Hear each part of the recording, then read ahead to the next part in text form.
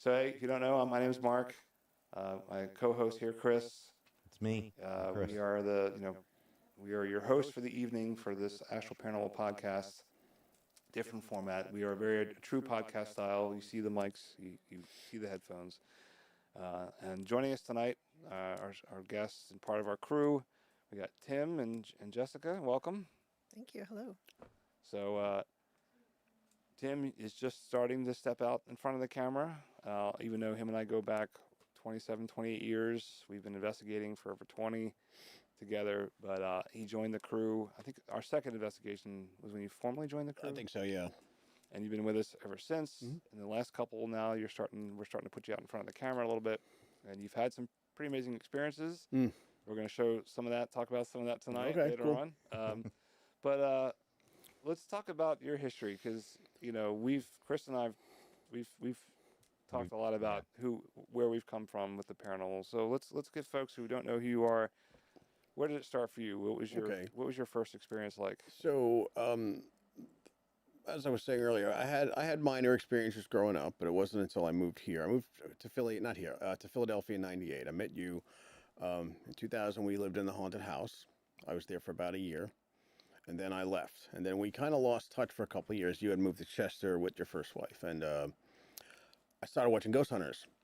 And at first it was like for the fun of being scared. And the more I watched, the more I thought, I want to do this. I want to learn how to do this. So I started looking for different groups in Philadelphia, to sort of join. And then I was looking, and one day I found a group, and you have that handbook right there. I just want to point out. And it was headed by Mark. I was like, holy crap. And I was like, I want to join your group. Let me join you. And you got right back to me, which was surprising because I didn't know if it was defunct or anything at that time. And it's like, that's how we got back in touch after a couple of years of not being in touch. And suddenly I became a member of that group. And that's where my investigation started. Yeah. Yeah, so like I said, I guess sans audio or pre-audio, I started a paranormal group in 2004 after moving out of Philly and living in Westchester and moving into a house that was extremely haunted, which is the centerpiece of my first book, Ghosts of Westchester, which we'll have available at our 1010 event. But yeah, as Tim pointed out, I found this in the archive and storage. This is our handbook that I co-wrote with one of our members at the time back in 2006. Basically, it was our rules, protocols, procedures, and how we operated as a team. Very professional gig. Because we went into a lot of private homes, and so I was not going to allow us to go into private homes if we didn't have some boundaries or some guidelines, because you never know what you're walking into with those. But yeah, it's funny, as I was going through archival footage, I found the time that you and Kat and I investigated her apartment. Oh, okay. Like in 2008 or something like that. Yeah. For some reason, she thought something was going on in their place and at the towers, and there's like a whole bunch of like black and white and infrared pictures of us like looking stoically and staring out into the darkness. Yeah. So Jessica, how you? I know you're, we joke about how you really know anything about the paranormal until we started dating and getting together. But did you have any experiences in the paranormal, supernatural, prior to getting involved with me and all my hijinks? Not that I was consciously aware of. So when we met and you started talking about paranormal, I didn't even know what that included. So I asked, what do you mean? Like ghosts or aliens or what? And the answer is all of the above. I was like, okay, no, I mean, the closest, like I don't ever remember seeing any ghosts, or there've probably been things that I've experienced that I couldn't necessarily explain, but they weren't so, intense or severe or earth-shattering that it was worth remembering. And the one time I thought I saw a UFO, I was petrified, but it happened to just be the way the sunset was hitting the light on, or the way the sunlight was hitting a blimp during sunset as I was going across the Ben Franklin Bridge on the transit train. For a split second, I thought it was a UFO, and I was petrified, and I was like, oh no, that's just a blimp. So, but fast forward to then 2013 is probably the first time I took you to the Shanley Hotel. I know that I found some archival footage from back in that time again, and that's where that's of all places, the Shanley Hotel is with who you've met and actually bonded. And again, like it seems to be a place, a gathering place where folks just kind of come and meet. Like I'm still friends with people that I've met there. You know, Mike Buckley is an investigator based out of upstate New York. That's where we met him. He's out at the Shanley, and you know, there's talks of a paranormal conference possibly heading up that way next year with us as well. So that fingers crossed. Well, during a time we had the run of the place basically because you were very close with the owners.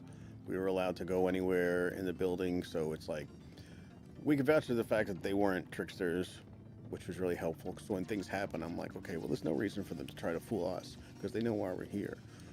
It was very real. There was something was always happening, and we had the liberty to go and debunk as much as possible. You know. So I know you had a very profound experience. Oh my God! Yeah. The first night you stayed there, Well, go ahead.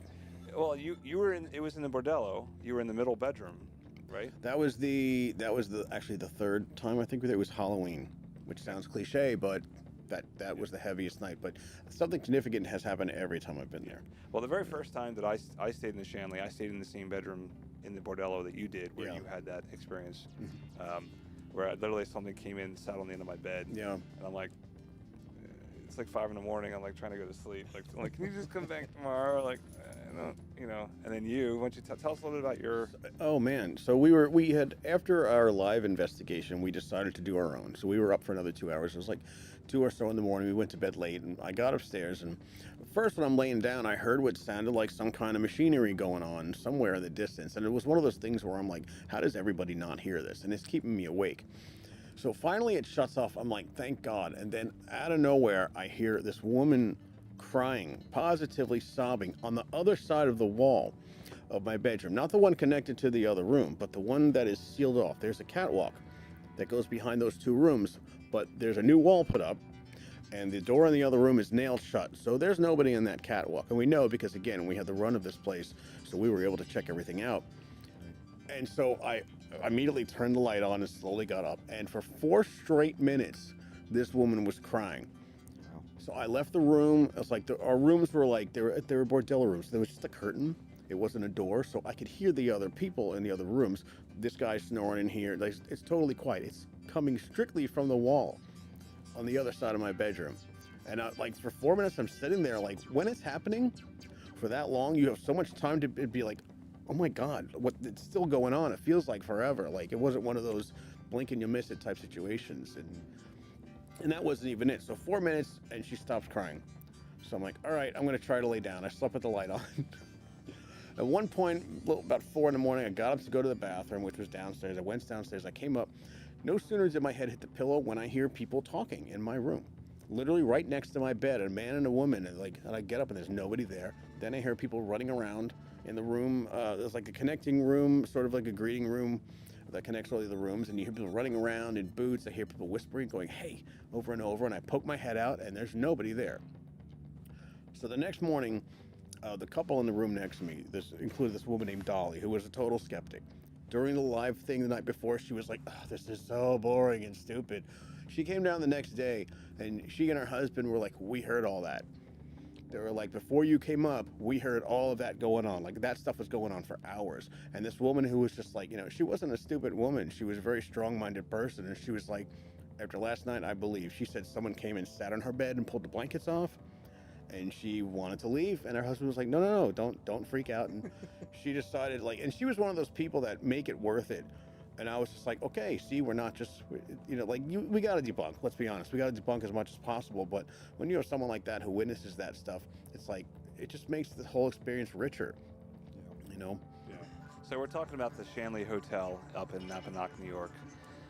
It's funny because it sounds like that there's been a resurgence in interest and popularity, I guess, with the more current shows going and investigating there for their episodes, whereas, we're talking about 2011, when I first started investigating there, up to, I think when we stopped investigating there was sometime after 2014.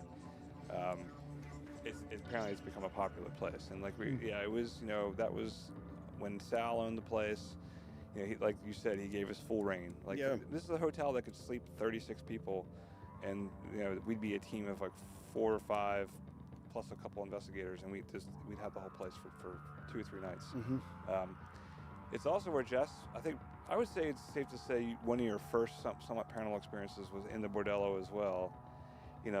Like I said earlier, we would come in and do these 2-night investigations that we would live stream with multiple cameras. We had cameras set up everywhere, and then Jess and Tim would take turns being the camera person that would follow the teams going around. And so, Jess, I'm going to turn it over to you because it's kind of setting it up and let you kind of tell us your story about your experience at Shanley. Great, thanks. Yeah, the one that was probably the biggest was there in the bordello. So up the stairs on the second floor, there's a room with like 3 bedrooms coming off of it. And in the main room, there's a couple sofas. And I was setting up for the next rotation because that was the plan, to have the group come into the bordello for a session. And as I'm setting up, I'm getting ready and I'm just kind of waiting, and I hear, actually no, I take this back. I can't, I'm like getting confused because we did a little video after, and I'm trying not to remember what I said, but trying to access my actual memory. So I'm sitting there and everything was all set up and just waiting for the break to end and for people to come in. And I hear like a chiming sound. And I wasn't sure where it came from. So I looked around the room and saw that there was a small clock on the wall that had a pendulum and a clock face, like a grandmother clock, but nothing was moving. It wasn't working. There's no pendulum swinging. So I thought that was strange, and I stomped my feet. Nothing happened. And I was standing stone still when I heard the chime. So I went back to my camera and just said, oh, well, I'm recording now, so if you want to do it again, go ahead. And it chimed right after I said that. And I had a mic, so we were all, in communicado, or we were communicating. And I said, Mark. Yeah, like I hear the walkie kick. Mark. Like, yeah. Like, stuff's happening, so you might want to come up here and bring the group. And then what happened was, like, the plan changed, and then the group ended up going to some other. So she was up there by herself, just kind of like waiting, and then finally, like, no, they're deciding they're going to go up to the 3rd floor or something like that. I mean, that was the thing about the Shanley. Like, there was no place in the Shanley that wasn't active, and so, like, our investigations, our live events were only like about 4 hours. We'd start at 8 and at like midnight, and there would be patrons that paid to come and stay in the hotel. So we were hosts. We would host the investigation. They would have to understand that we're doing a live event, and so we would take folks around, and we had our lead investigators like Mike and Mary, and then Mary had like guest psychics and things that come on. It was really just it was one of those places that's just so there was always something.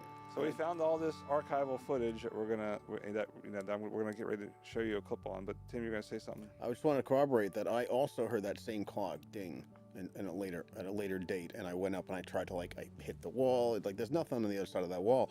There's no way you could make that sound happen again, and the clock wasn't working. So it was very strange, at least. Yeah.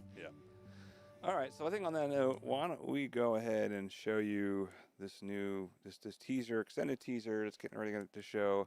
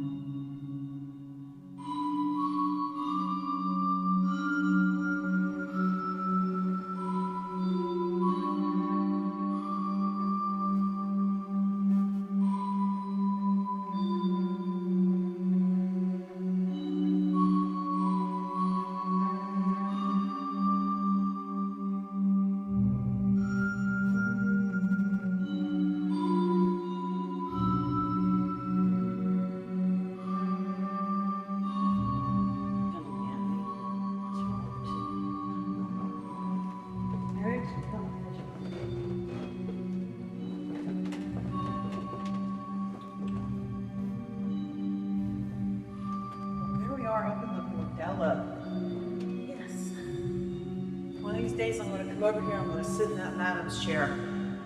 It's a nice little stepping seat. Now, when we were up here yesterday, when we were, this was the last place we were leaving. So you were getting a feeling, Yes. that somebody had been killed here. Yes. In this area here. Yes. Let's try and focus on that a little bit. There was one young lady, she brought her nephew with her, and he was laying on the bed. And all the lights were out, they were doing the EVP session. And all of a sudden you heard plop, plop, and it was his shoes. They fell off his feet. Now his shoes were tied. And from that day on, he hasn't been back. She keeps coming back, and he swears up and down that he didn't kick his shoes off. 3, 2, live. Okay, we're in the gentleman's quarters now. So as I was coming up the stairs, I heard a chime, like a ring, and I thought it was something from the room from which I just come from downstairs, like a cell phone or something. So I didn't think anything of it until after I came up here and I started hooking in the video feeds and I heard it again. So I realized at that point it was coming from this room. It seemed like the clock would be a likely source for this. So I walked over to take a look at the clock to see if it was running. Their pendulum, there was no movement. The time that's on the clock is incorrect, so I just assumed it wasn't working. So I hit record on my camera and said, okay, well, I'm recording now, so if you want to make the clock sound again, go ahead, because this time I'll catch it. A moment went by, and then boom, again.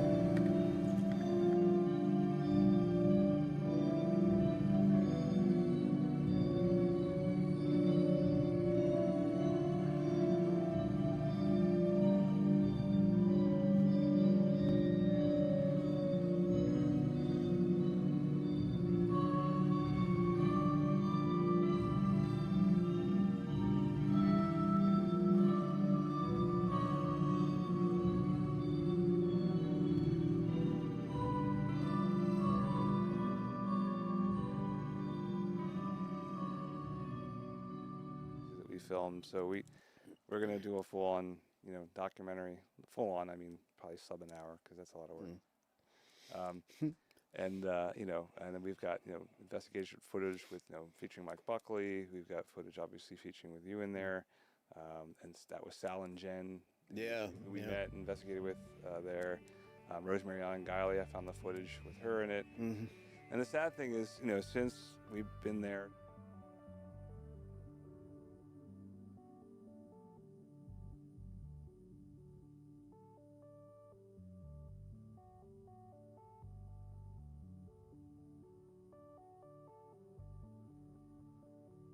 And fast forward a few more years later, then Mary passed away.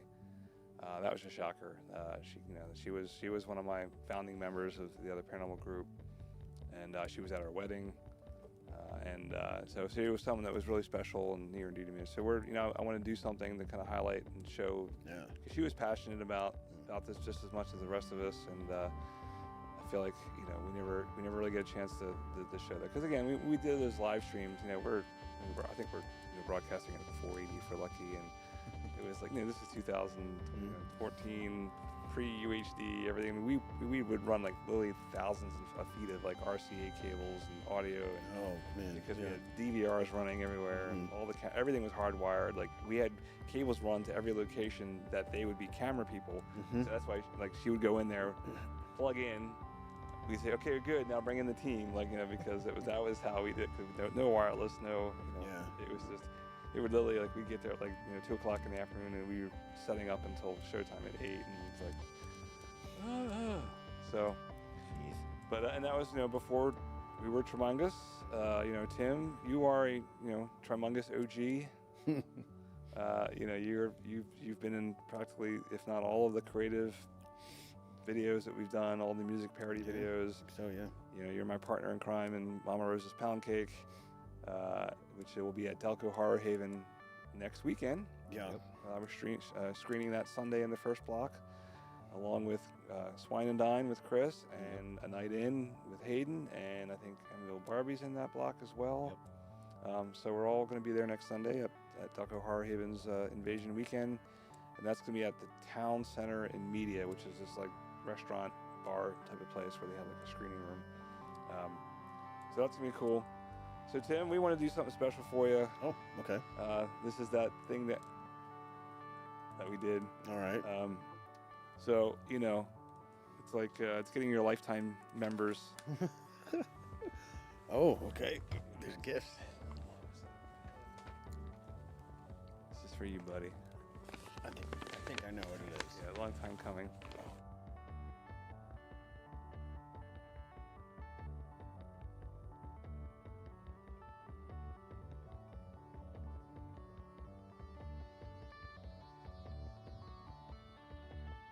Of course. I'll save the hugs for later because I don't want to mess up the, you know. Yeah. Oh, awesome. Thank you. It's amazing. You know, so we, you know, it's a little Nice. token. It's good quality, too. It's a nice jacket. Yeah. I love mine. I'm going to sleep in it tonight. Just that, nothing else. He's gonna Pooh Bear it. Yeah. So, you know, before we move into our next segment and bring Emily on, I wanted to make sure we circle back with Jess, because again, this is her first time standing really in front of the camera, the people getting to know her affiliation directly with Astral Paranormal, other than being tagged in all this.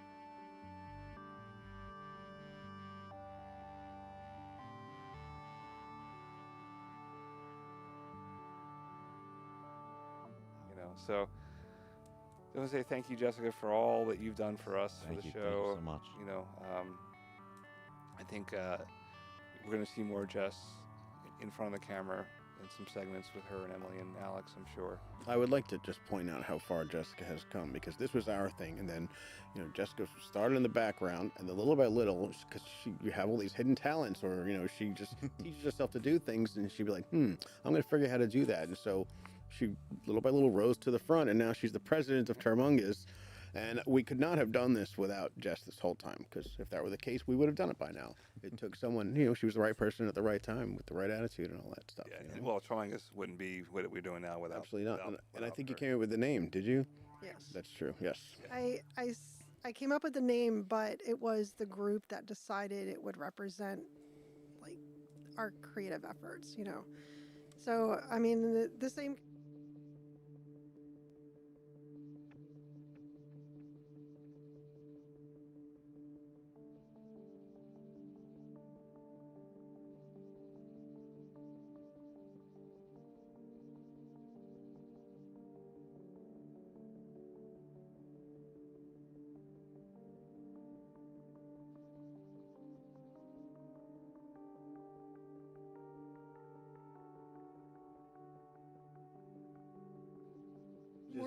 Designed the logo as well, so, you know. Yes. Yeah, for Termungus, yep.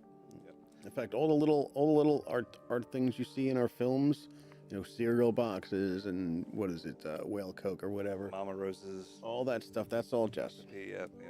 Yep.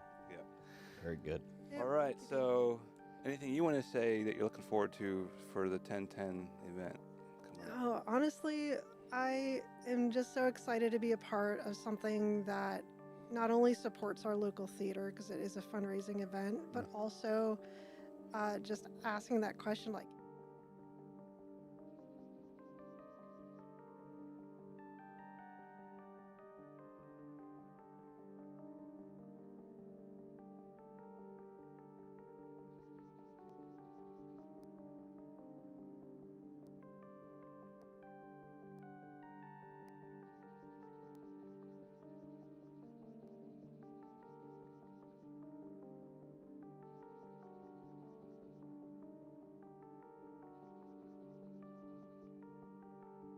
Yeah, I mean it's to finally get up in front of some folks and start to share with you know what we've experienced and see, and also as we're going on the journey to see how it all comes together, because working on this for 8 months. So it's one of those things. We're being told, I think online, that it seems like when we use the lower thirds, the audio goes away. Oh. So that might so that I wonder if like the Mixcast audio output, it's so janky that you have to, that is not in the scene, because each lower third, we're talking tech googly-gog for a moment. Every time the name displays on the screen, it's a new scene in OBS, which means probably the media source, which would be the audio Mixcast, is not in that scene, which I guess would make sense. When it pops up, it goes away. All right. Well, now we know. trial and error. Yeah, like The next one will be even better. Yeah. At least we have good sound when it's working today. Yeah. We're trying. Remember, We're not perfect. it's not gonna be. So let's go ahead and we're gonna get ready and show the trailer again, and then bring on Emily. So Jessica, thank you for coming on. Thank you. And Yeah, thank sharing Thank a you moment. for everything you do. Talking about the Shanley and everything else. All right, so we'll stand by and for the trailer, and we'll be back in a minute.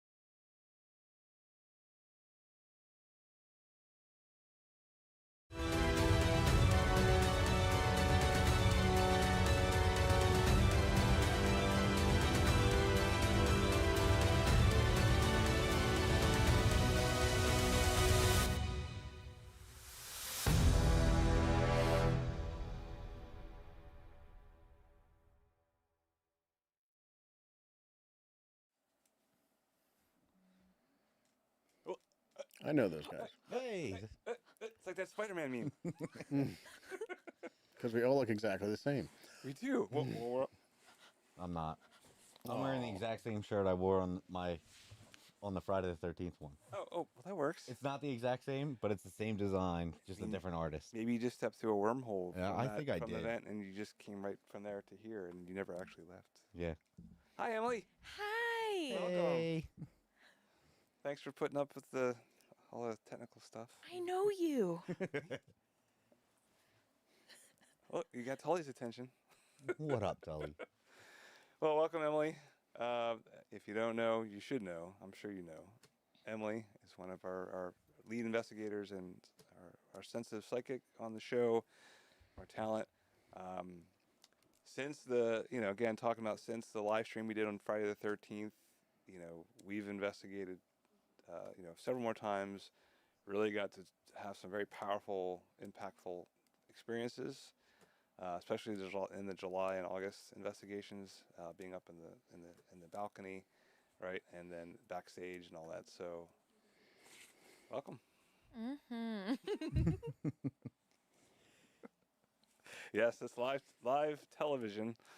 If there was TV, maybe you're watching it on television. I don't know. Could be. Could be. So, what have you been up to besides investigating with Astral Paranormal? What's new? What's the latest on your cards? They're coming on Thursday. Nice. So yes, that's awesome. We've been hoping and praying that they'd be here in time for our October event. So And they will be. So we will have those available as well as part of our merchandise. I know we're planning I think a live reading or some type of reading on stage with that as part of that. So we're excited. Congratulations on that. Yep. I know that's been a long time project you've been working on. To be able to get to here that's quite remarkable. 2.5 years, I think. Wow. Yeah. From when you first had the idea to that's amazing. Yeah. It takes a lot of work to put something like that together, just like it is like this show. Like I said, we're 8 months in since we've been filming. I guess technically longer because 9 months because you guys all filmed in January as well. Yep. And we're still working on, the first season, the first few episodes, which, I don't know if we want to announce it now. Maybe we do. We can talk about it. So having gone through, the 5 nights worth of footage of investigations, we feeling pretty confident that we actually our first season is going to be based on this Everett investigation. We've experienced so much stuff on and off the camera, which I think we're going to find ways to recap, because all that was part of the journey, all part of the story, the things that we've had to deal with that wasn't directly on the show with the Black Mirror and the other things. Yeah. It's just, those are important cautionary tales that I think we should share as part of the show. And so it's just that, coupled with all the footage and the things that we experienced. It's just, we have so much, and I think just the rough cut, we have almost 20 hours of investigation footage, which is almost obnoxious. Yes.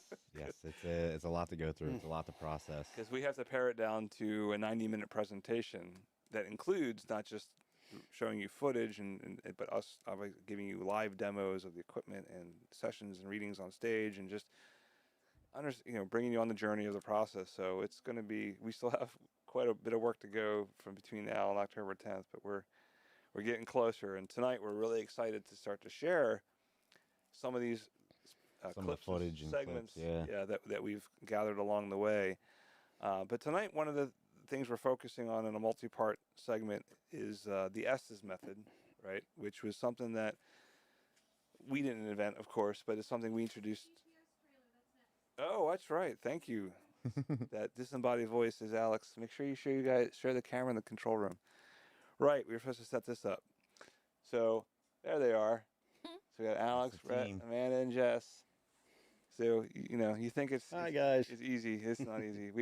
Brett has been here since Thursday, essentially. He's been locked in, helping me get this up and running and sorted out. And we've been going at this since noon today. So Alex finished a new behind the scenes teaser segment, which is really cool. I finished sound designing at about 4 o'clock this morning, so it may be good, it may not. We're gonna find out. Live. So we're gonna go ahead and show that, and then we'll get back to talk.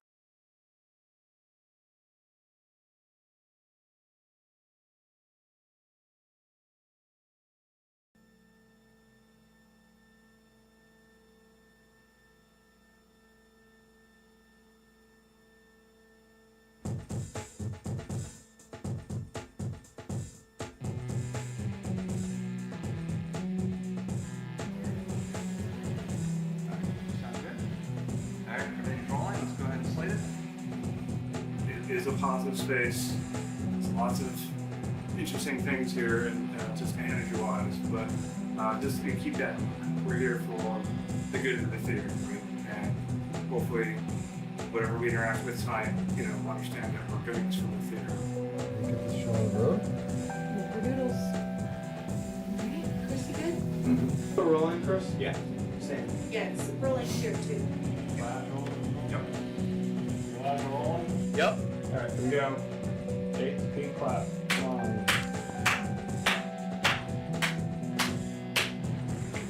right. I see all the cameras are rolling. Audio is recording. All right, let's do this. So Jessica and I have been coming to this theater, working and volunteering here for a little over a year now. So you may be familiar if you see us around. We love coming here, so that's why we brought all our friends tonight. And so if we would get meet and talk to you. This is new territory. As I'm touching the stage, I get a lot of images of people wearing like fancy suits and top hats. If anyone is in here that'd like to communicate with us, we're over here and we have plenty of methods to communicate. And then I see a man behind her, and he's like, "Control from brother." I turn on. That's when I saw that face. What are you? The idea is you want to set intentions, set boundaries. And what that means is, as far as what are you willing to experience? If you're really willing to experience hearing something or seeing something, you kind of got to set that down. You don't want to be touched or poked. You kind of have to kind of put up that space. I want to know who touched me upstairs. It was me. I'm sorry.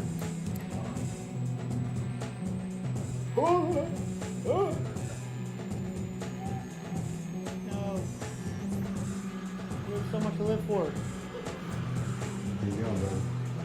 What?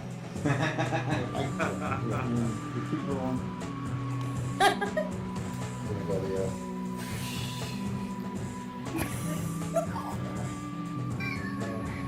Hold on, I have to go.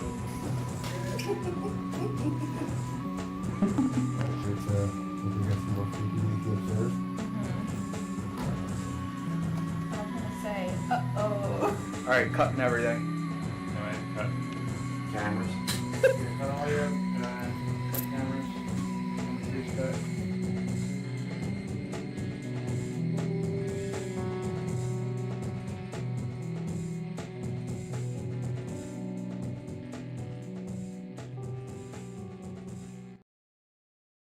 All the stuff it's just, we can't be serious all the time. No.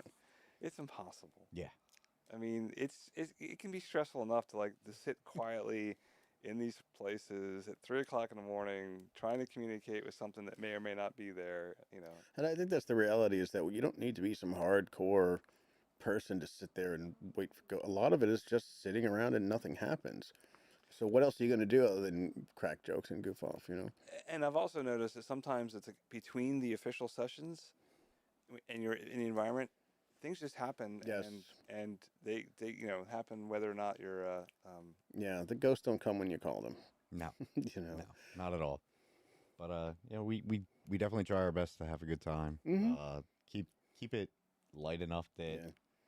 And that says a lot about our group too, is that we all just kind of naturally just sit there and joke around with each other. It's like there's no uptight people in the group. Everybody's pretty lax, and it makes the experience a lot better. I mean, we have to kind of pick each other up. They're long days, long hours, and then when things do happen, they can be stressful too, right? I mean, it's And we're not talking about ghosts. Yeah, no, not at all. I mean, and then getting through your indigestion at times during the quiet moments. I mean, I've had the pulled pork nacho incident of Eastern State Penitentiary, which Tim still likes to remind me about. I love that story. It's just me farting in the wind on the cell block 14, but so that was cool. It's cool to see a little montage. I mean, there's stuff from just about every investigation in there. From the five nights of the Everett. Yeah. Phew. It's a lot. It's a lot. It's a lot, but it really is. Yeah. It's been a lot of fun, and I feel like we are really just getting started. I mean, that's the exciting part about it, because it's it is getting more fun and more interesting as we go, but we really are just getting this. And we're all learning together. The team has been everyone's pretty dedicated. The whole Everett thing is a test. Yes. That's the way I'm looking at it. I'm glad we had it, to see where we all fit. It's a comfortable location that we can sort of work out a lot of the bugs that we wind up dealing with, and it's going to allow us to grow on our next investigation. To be better at what we need to do. Yeah, because we're always coming away from it going, okay, we messed that up. We could do that better. We need to fix this. We need to address that, because again, we're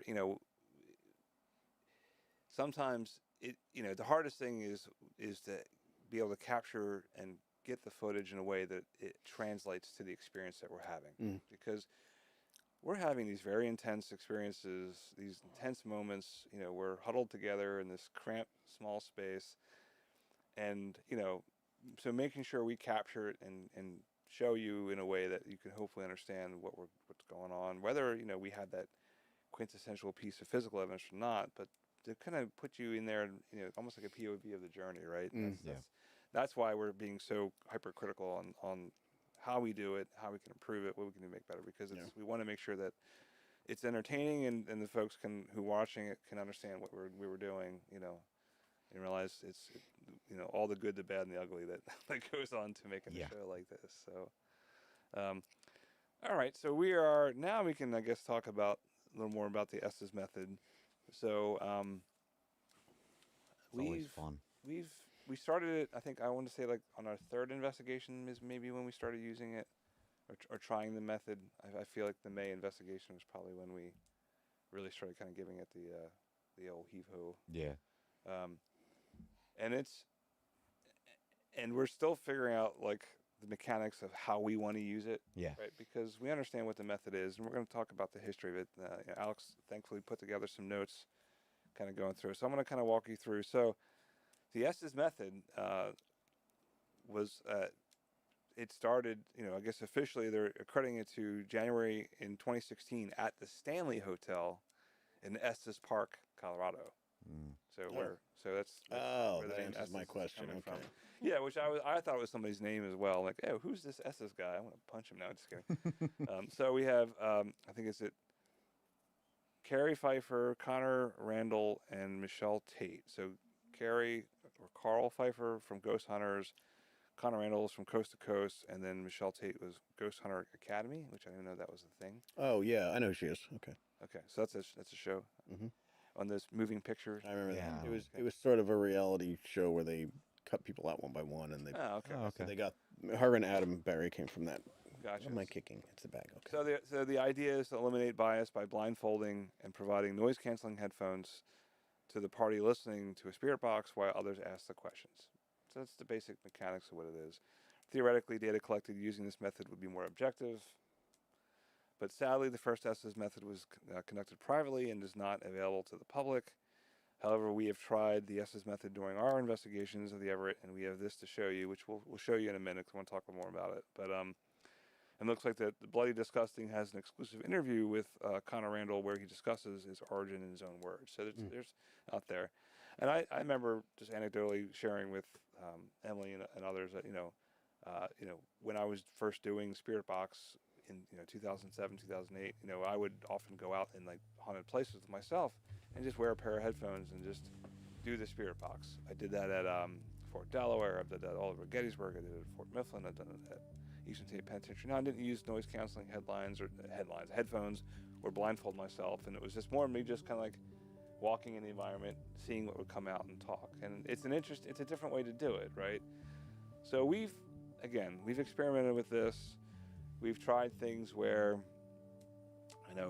Tim, you've done it a couple times now. Like there was one investigation where you were up by yourself in that little balcony, stage balcony, and Chris and I are holding visual in the front row in the main theater, also untangling the tripwire for about 30 minutes. Where the idea was we were going to be sitting down there asking questions, and the idea, hopefully that you're getting the responses. That one didn't really work out that well. Yeah, unfortunately, the only thing that I thought I heard were barely whispers that I couldn't make out anyway. Everything else just sounded like your standard radio stuff. But that's me. Because we've been doing this for a while, like I can see, for example, when Chris was doing it, he did what most people will do, and you repeat what there is just in case anything matches. Whereas I'm the kind of person I'm kind of uptight about it. Like I'm not going to say anything unless it sounds like a ghost, But significantly, Brett was filming me, and we had that paralight sitting next to me, and I didn't see it at the time, but according to him, that light kept blinking on and off. So maybe that means something, Yeah. And now Emily, you've used it a handful of times now too. We've tried different things, which we're going to get rinsed up and talk about for this first clip. So what's your general takeaway from it as a means of communicating, or just another method of? I'm kind of like impartial to it. I think sometimes it's pretty accurate, but sometimes for me, I think it kind of gets in the way, and I'd rather just do it without the spirit box and just do it clairaudiently and have someone else in a different room while I have the blindfold and the sound canceling headphones. She's her own built-in spirit box. Yeah. Well, we had an aha moment just recently.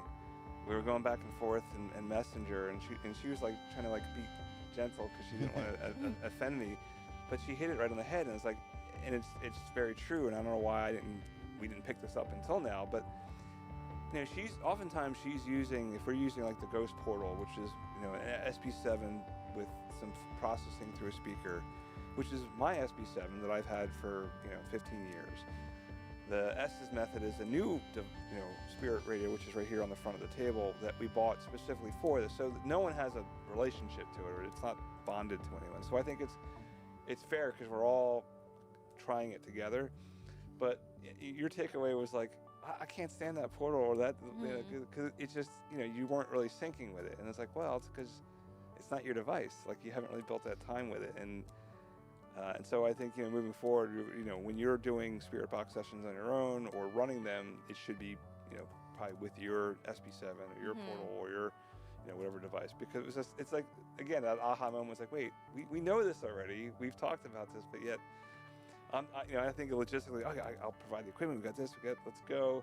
Not even thinking about, well, really she should have her own, because that's how it works. I mean, in my opinion, that's how it works. That's the best results are when it's your device that you built and kind of nurtured that relationship and kind of build that time with it. I found a huge difference with my spirit box versus yours. Right. Yeah. Because you just finished transcribing and marking. How long was the total session you just did? It was 15. Well, so the whole one was like over an hour and 20 minutes, but the segment I sent to you was 15, but I cut it to like 13. And you were getting like things about the theater. Yep. I mean, just all kinds of things were coming in. So I got Jess, I got Black, I got Everett. A ghost girl followed me home from the Everett. A bunch of stuff. I wonder if it's the same ghost girl that followed Chris home. Maybe. Speaking of that, how's it been on the home front? It's been quiet? Everything's quiet on my end. Daughter's good? No, she's not talking about anything happening? No. Okay. So maybe it came back or it moved on quickly, because when your mother-in-law, we were at your premiere for Twine Dine at Smod Castle, and she's just like, she wasn't like, seemed like, was beating me up or anything, but she was like, really telling me what she was picking up and what she thought it was, and I was like, oh no, like we've talked about how we're trying to prevent that from happening. Yes, it's benign if it's just a sweet little girl, but the next time if that happens, that we not get so lucky that it's some just little girl spirit decides she's curious. It could be something much worse. So we got to make sure, because I think that was one of the investigations where we were just moving so fast, we forgot to do the spiritual debrief. And I was like, uh-oh. And it's like, That's why. Yeah, so it's like one of those things, like it really is, you can't take it for granted. Because again, coming back to the August investigation, night 5, there was something that was communicating with us that doesn't normally dwell there or come there, and it wasn't human. And if you were paying attention in that BTS video that Alex put together, their sketches were the face that you kept seeing. That was like, it kept getting in my face, charging you, right? Like, yep.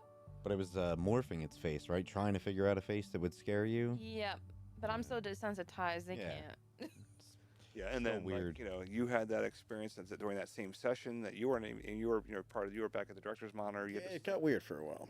And then Brett kept getting all his every battery, every part of the camera just kept getting zapped, and you were picking up stuff. So, it's we can't take it for granted. I mean, the Everett is for the most part, I'd say a gentle. The spirits are benign. They're not. There's nothing malevolent or evil or negative there, and it's a very happy, peaceful place. Yeah. Well, I mean, we didn't catch it, but the door situation that I wish we had cameras or witness for was, to me, that was not benevolent. But that was the only example of that I experienced over there.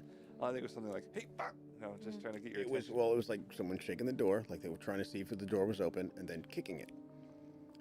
And it was loud, and I'm just like, okay. I mean, if that was it, people do that kind of thing. Yeah. But all right, creepy, So let me set up this clip here. So this was the very first session of the night on night 5. This was our Estes experiment, where the setup was, we put Ed under the stage, which was the orchestra pit originally, with Brett and Tim, and for the first part of it, he was going to be asking the questions while Emily, Chris, and Ron were up in the stage balcony, where you were doing the Estes method. And the idea was that you were close enough but separate enough that there wouldn't be too much audio bleed from each other, and that we could essentially monitor between to see and kind of look for any, if there's a real correlation between the questions he's asking and the answers you're receiving. And boy, did that get off to a rough start. A little bit, yeah. We had every technical issue we could think of. We were basically blind from the beginning. Like, we couldn't get good signal from either thing.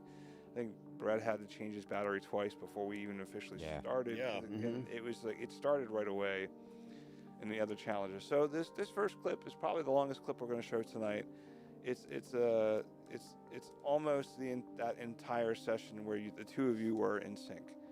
And so we're gonna watch it. We're gonna live react to it as you all see it for the first time, and then we'll quickly discuss and about how we thought it went. So here we go.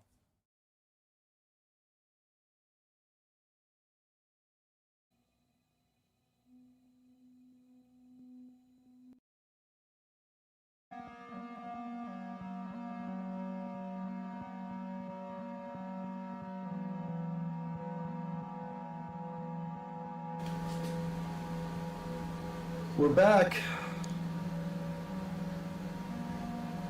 One more time. Alright, headset's going on. How have you guys been doing since we last came here for an investigation?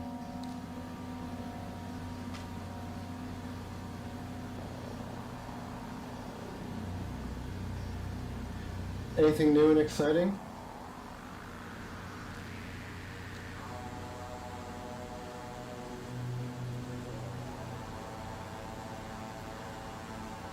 I'm seeing a man with a top hat.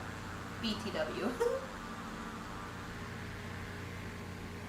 Who, if anyone, is down here with me? Or in the area? Yep. Can you say your name?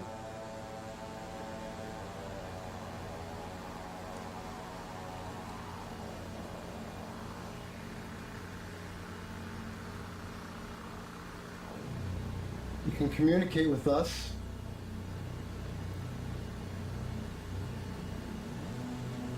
My friend is upstairs.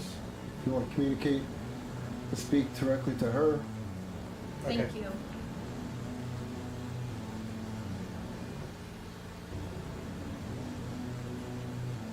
Can you give us a name?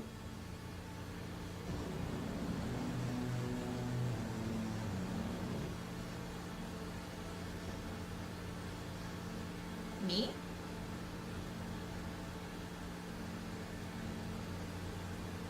If there's anyone down here with me,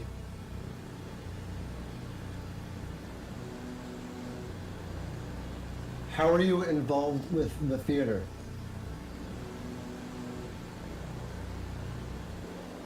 Kill me?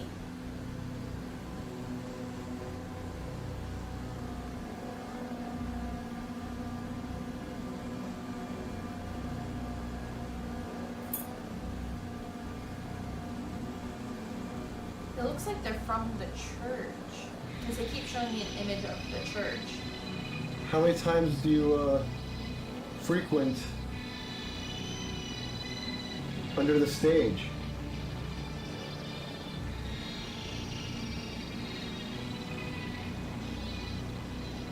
Said it.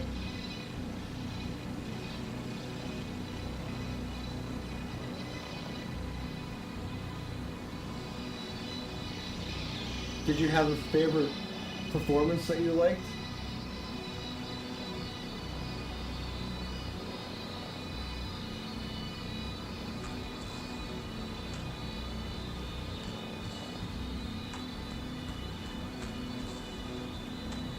Shut the...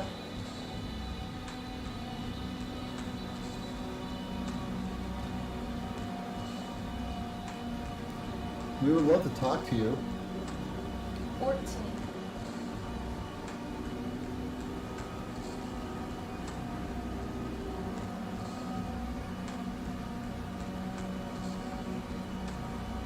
What time period did you live in?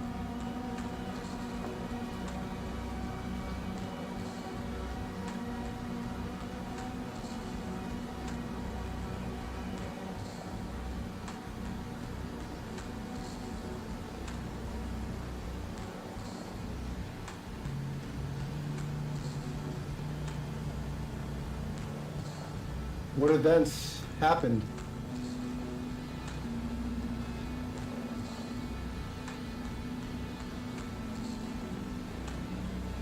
No.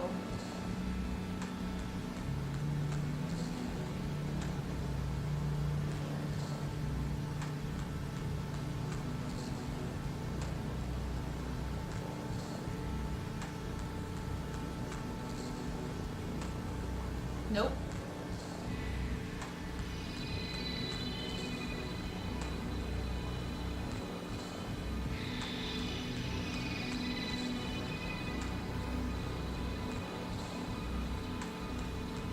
You must have a favorite show.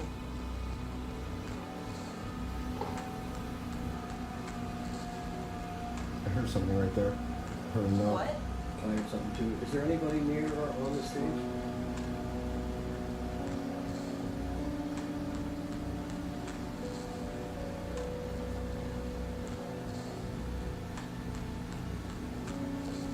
If you're down here with us, can you make that knock again? Good idea. Is there anybody on or near the stage? We heard a knock or something.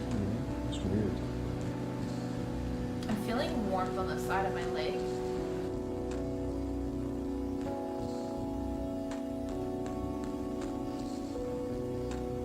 There's nobody on the stage. It's There's no one on the stage? No. That was a very distinct knock that I heard. I agree. It was loud. Did the audio pick it up? Yeah, I heard it. Okay. It was nice and level. If someone's on the stage, can you do that again?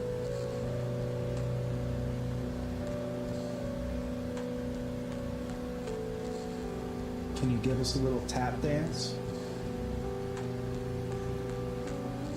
I'm hearing a faint, like, hello, What's that? I'm hearing a faint thing in the background. bitch. A faint what? Like a, A sound? yes, a sound like tiny feet. After I asked it that question? Yeah. Oh, wow. Okay. What is the, what's the temperature in Temperature is 75 degrees. so baseline-ish? No, its EMF is 0, 0. We would love for you to make that sound again. I know. Are you a performer or an employee? Why?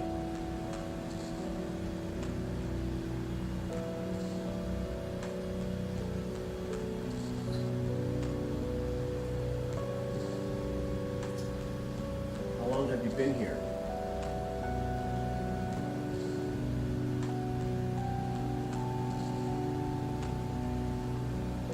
My light was on, actually.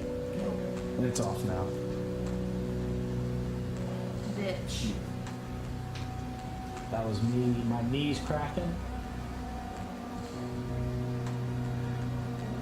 This is your last chance to communicate with us, because this is our last investigation.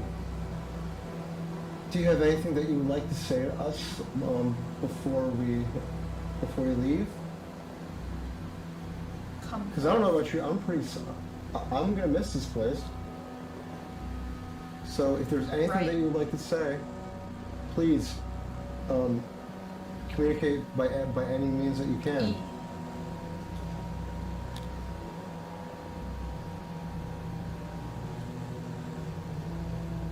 Are you okay with us being here?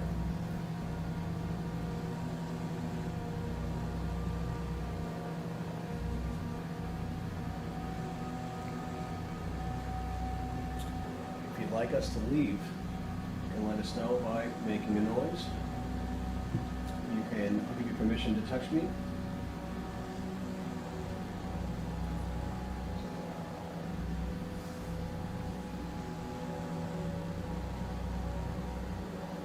Is it really 75 degrees in here? Because I'm feeling hot. Yes, it is 75 degrees, yes. It's pretty hot in here. Do you want to put it on him? Or on Brett? What'd you say? Do you want to do a reading like around Brett? Well, your body temperature is hotter than the air around you. So when I Yeah. put it close to me, it goes up to 80. So we are here because we love this theater.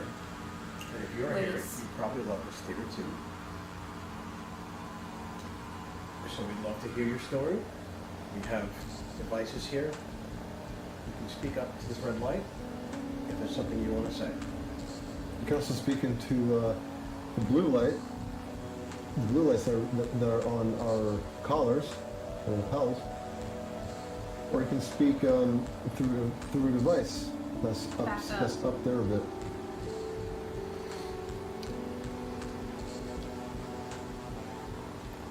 Yes. I have a question. Go ahead. So, we're underneath the stage right now. And there's tons of objects in here. Is there any object of yours that you left behind lingering down here in the stage? Were you a carpenter? Were you a production manager? Did you build stuff?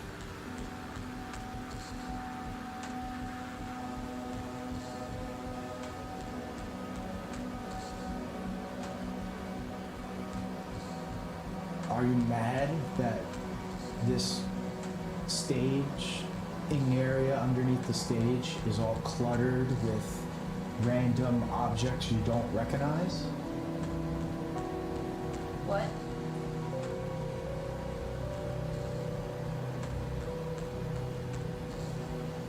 Here we go. Sorry. It's me coughing. 3. Yeah. We got to keep the questions going. And we got to leave, 10 seconds or so of space between, but we got to keep coming up with questions. Okay. Ed, in particular, because you're the one that's asking. Me? No, Ed. Oh, Ed? Okay. Ed he's supposed to be the one asking the questions, but okay. If we think of something, we can ask him. I would like to know how many spirits are here, if you can tell us that. Are there any spirits that are here? And if there are, how many? Could you individually tell us your names? Dan, me.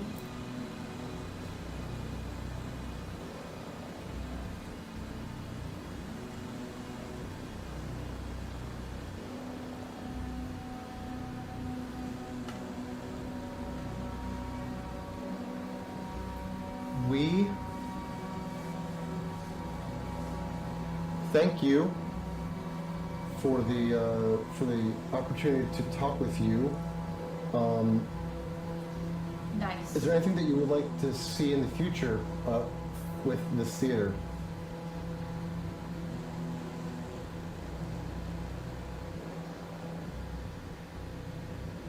Heard some footsteps. Oh, dude. Was it above you? Yeah. I heard something too. I've heard that faintly. I heard a footstep or some noise of those.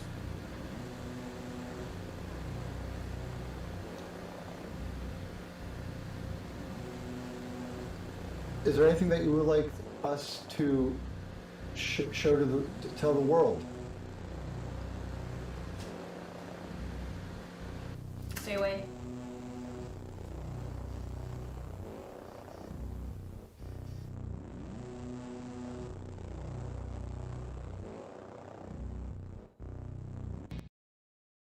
There's something to it. I think, it's, again, like all things that we do, we're iterative. So, we're going to continue to improve upon, and, your idea of saying, well, maybe I shut off the box, but keep the blindfold and the noise canceling headphones, and we do similar mechanics, right? You're in one place, the question askers in the other. But I got to say, like, when you and I are together in a space, that's like, like especially the July stuff, which we're not showing any of that tonight, so sorry. If you want to see any of that, you got to come out to October 10th. Or wait for it to come on the YouTubes or the Tubies or the Tubi Tubes. Or, I have a question for Emily. So your style of doing it is similar to mine in that you don't say anything unless it sounds significant, right? So, because I'm sure you heard a lot of stuff that you didn't say. So my question is, what does that sound like to you? When you hear something that sounds significant, how does it sound different to you? It's hard because my brain is slow. And so I'm trying to process what I'm hearing. I gotcha. And so I only say what my brain can make out as a word. Okay, that's understandable.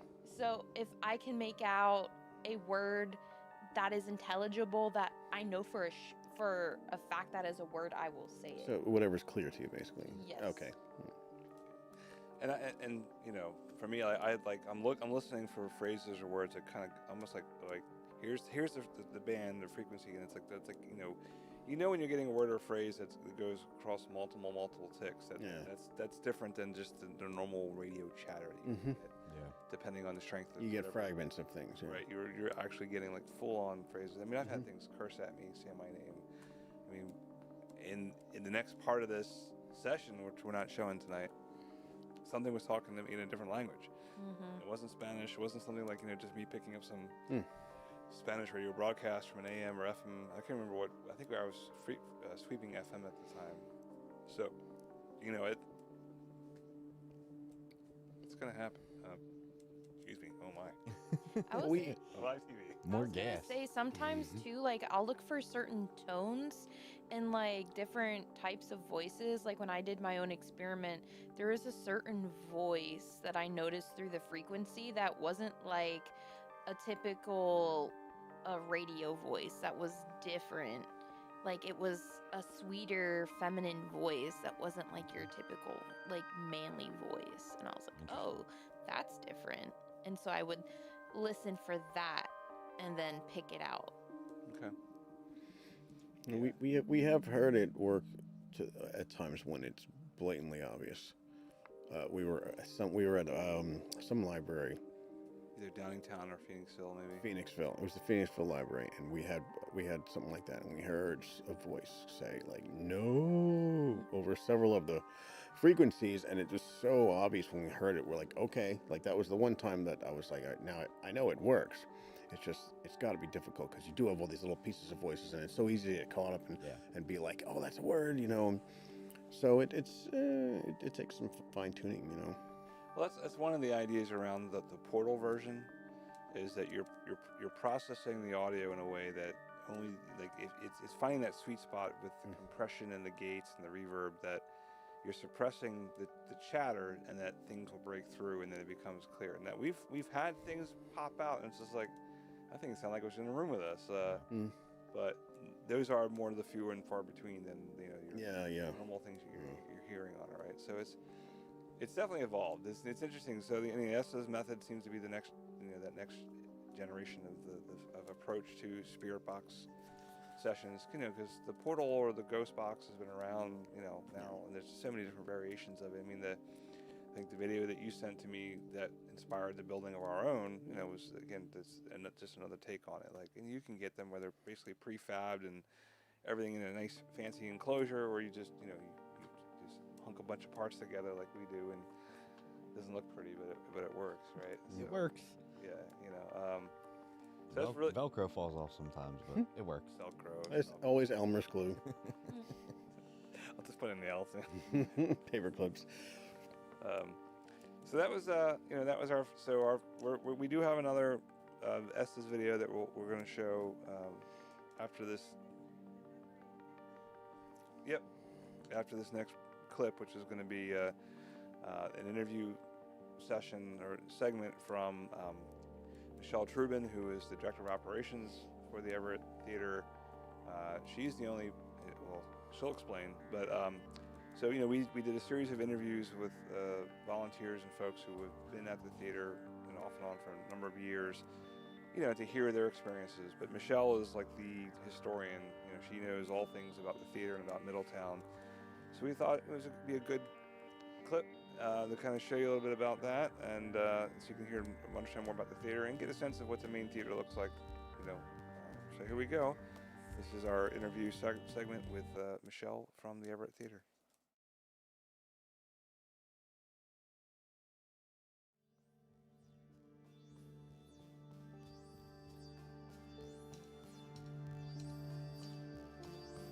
Hi, my name is Michelle Trubin.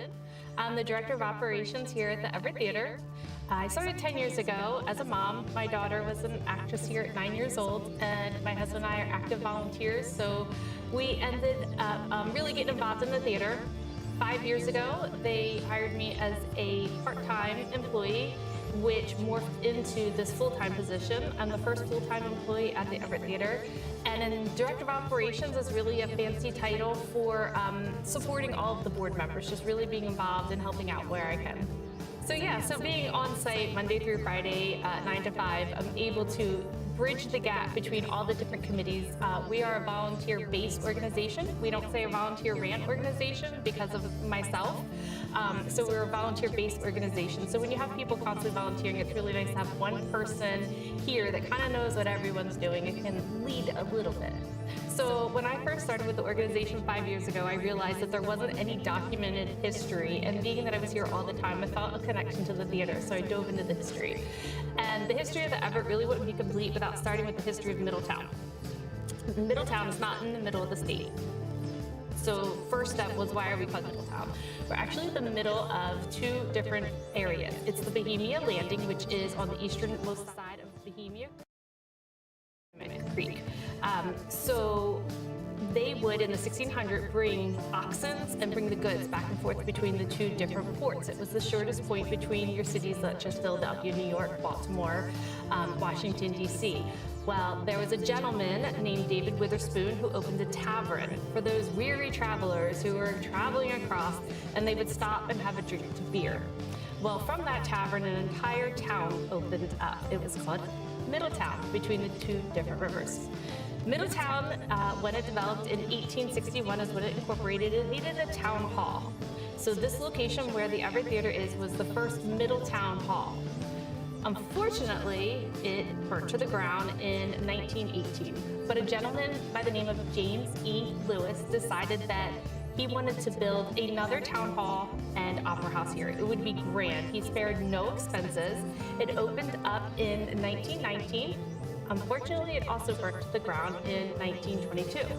However, the same gentleman wanted to ensure that another theater would be at this location, and he wanted to continue to bring the arts to Middletown. So James E. Lewis was sent to be in Philadelphia the next morning, meeting with the architects Hoffman and Heenan, and they built this location in 6 months. So this is the third building in its place, built in 1922 and opened on November 9th. All right, so in 1979, the theater did fall on hard times. At that time, all the malls were opening up and the mega Cinemax, and people were going to these brand new theaters. People weren't going to the Everett Theater to see a film anymore.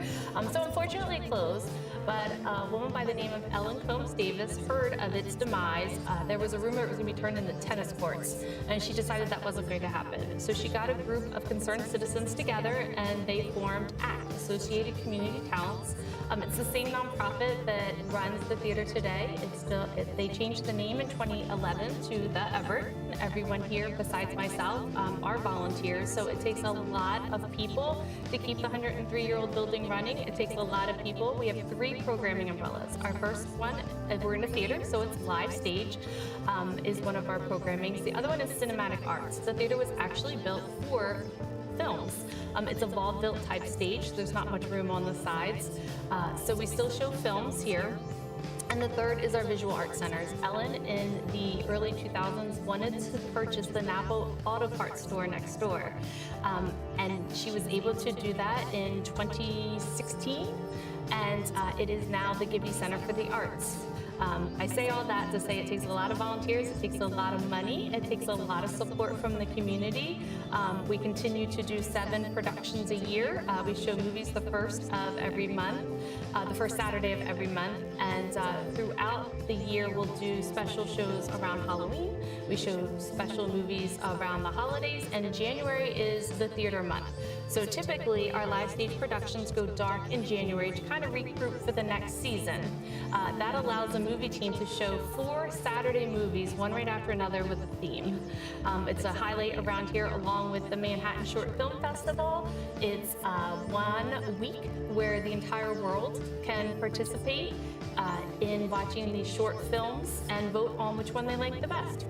So we're always looking for volunteers to help support our live stage and our movies in ways of front of house.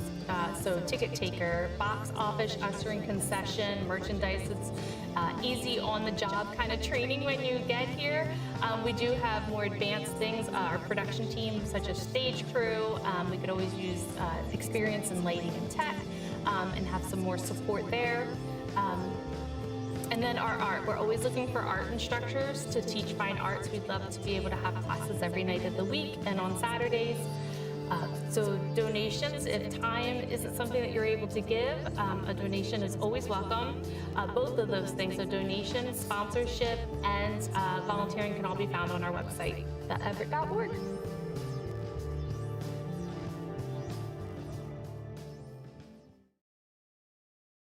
Whoa, look, a set change. Ah, new people. Hey, where did you guys come from? Hey, look who it is. Who's running the booth? Oh. If you're here and... all right.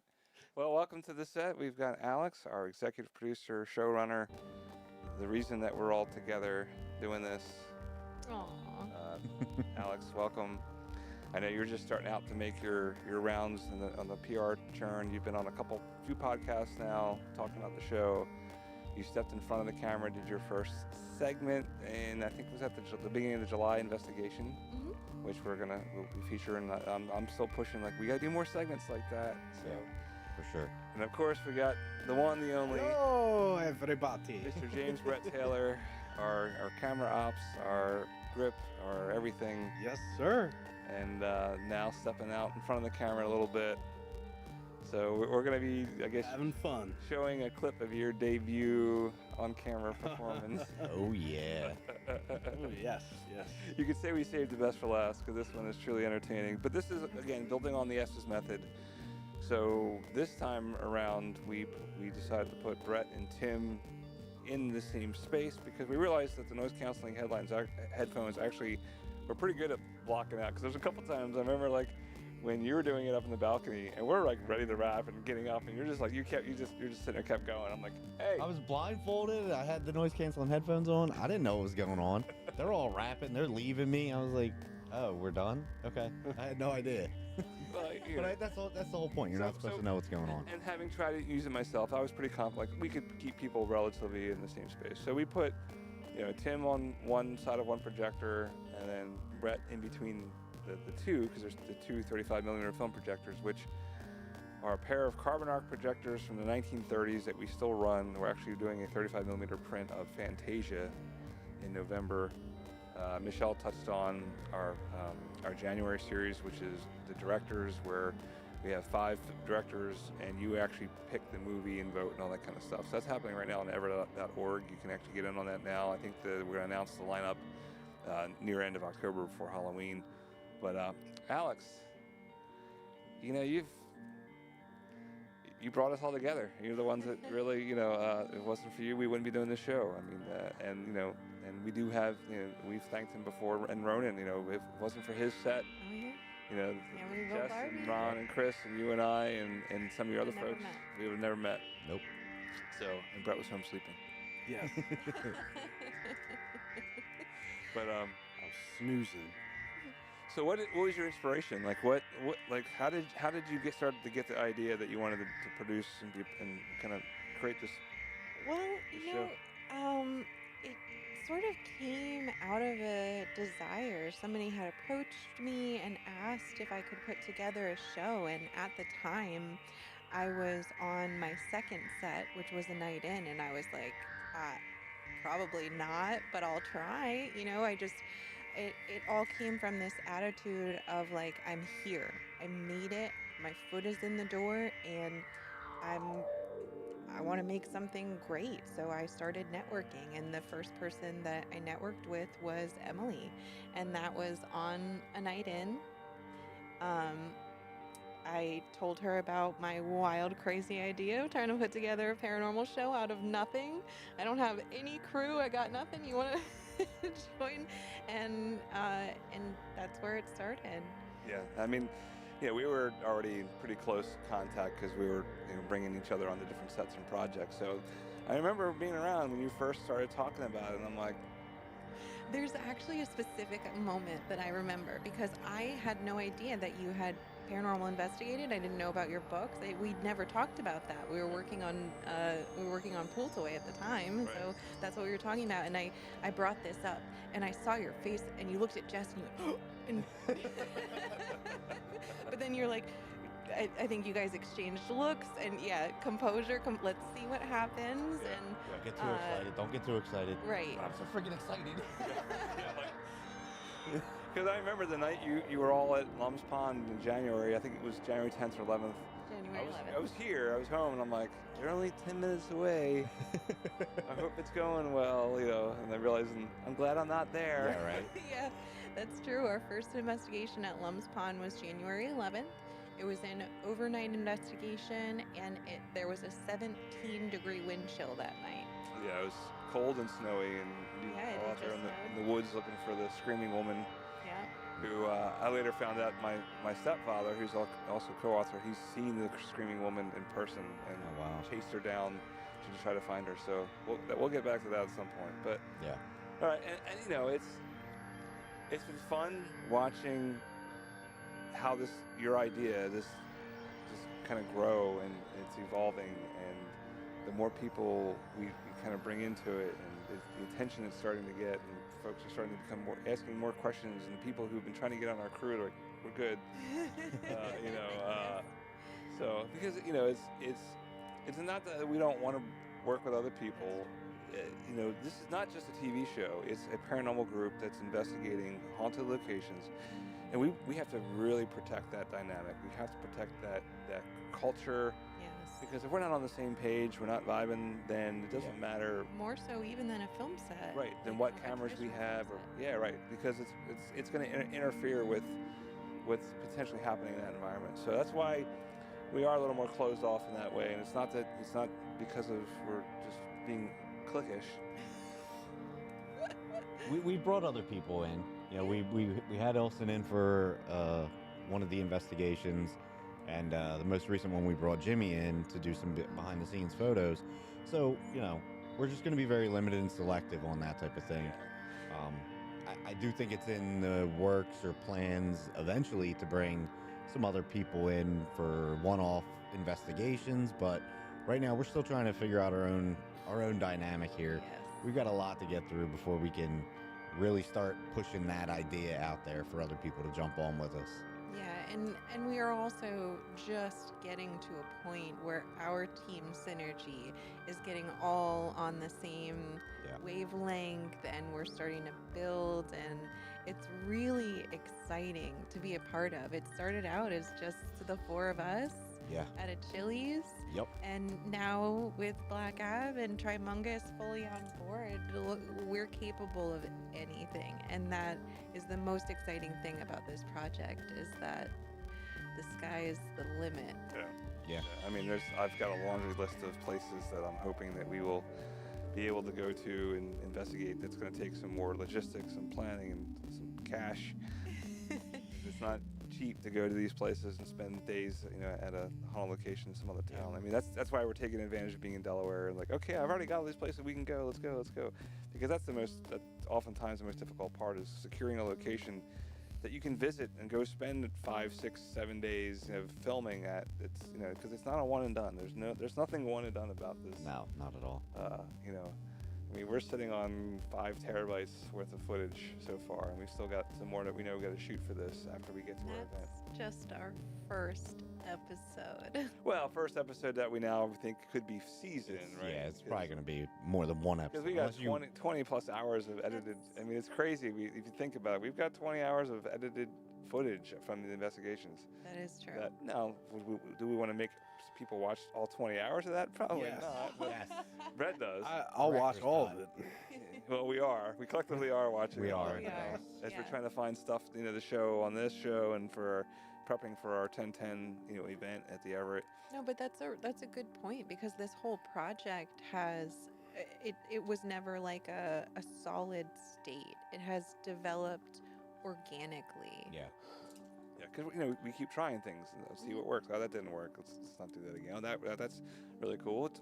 Let's put Brett in a dark room and see what happens. Yippee! so Brett, before this show, working with Astral Paranormal, being part of the team, the show, did you go out and do much in the paranormal? Did you have any experiences? No, okay. Not really. So what were your thoughts about it? Like, you knew it was there, you respected it, but it was just never really interested you, or you're just kind of skeptical. Like what's your? Well, I've always been a big fan of ghost hunting shows, so I grew up watching that on the Travel Channel and all that. Right.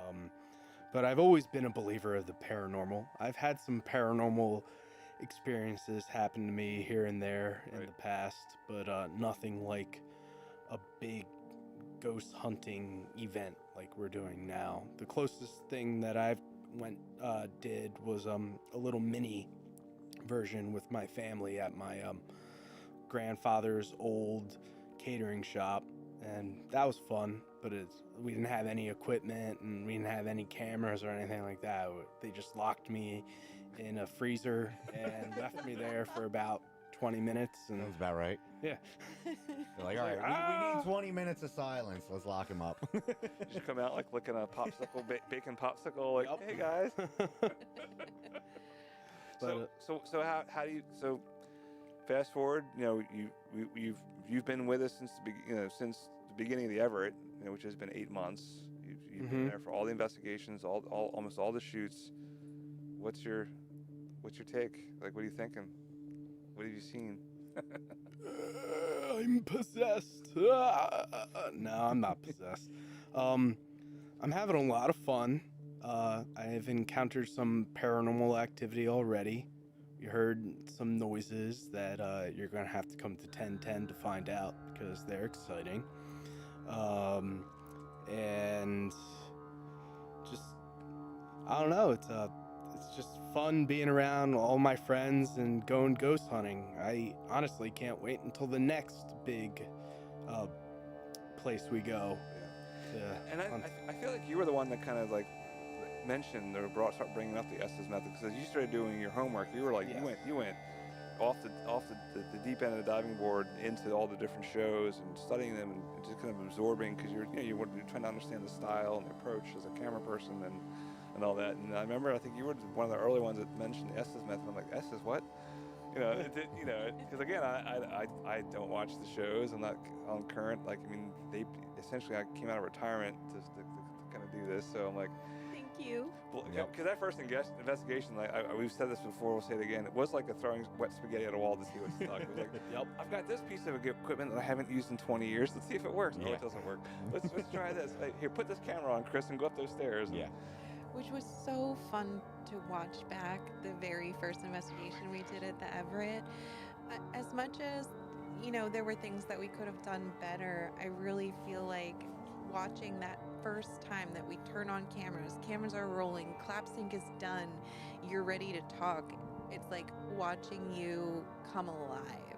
And that is really what better reason to do a show than Very, very exciting to watch. Yes. Yeah. Yeah, it's How ironic. Come alive when we're talking to the dead. Where's the or the air horn? So yeah, I mean it's been a journey. It's been quite a journey, and as much work as it takes, it's every time we go out to investigate, I don't feel like I'm working. No. You know what I mean? Like, I'm just having fun. Yeah. Whether we catch anything, whether we experience anything, I'm still just having a good time. Even though, not getting home till 6, 7 o'clock in the morning, and then got to do life after that. It's my favorite part. It's tiresome, but, we do it, and I think everybody really enjoys it. Yeah. There's definitely those moments like 4 o'clock in the morning where like you start getting crunchy. You're like, okay, we got one more, let's go. Or, oh no, we got DIT. We gotta go transfer files for the next 2.5 hours. Yeah. Yeah, that was a nice nap. I was able to drive home after that nap, watching the DIT slowly upload the footage. And if you don't know what DIT is, as one of our viewers, what it is the data transfer. So we're recording from multiple cameras. We've got multiple microphones. Yeah.